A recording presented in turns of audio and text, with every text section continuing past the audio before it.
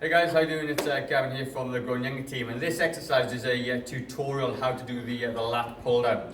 So the lat pull down is a really good exercise to work predominantly on your lat muscles at the back, and also gets to work a bit of your biceps at the same time.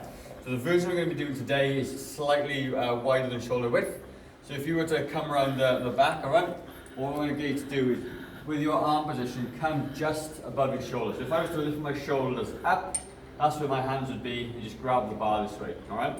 Scoot forward, and what you're going to do is lean back just slightly. And when you come into this position, I want you to depress your shoulders, so my arms will actually bend.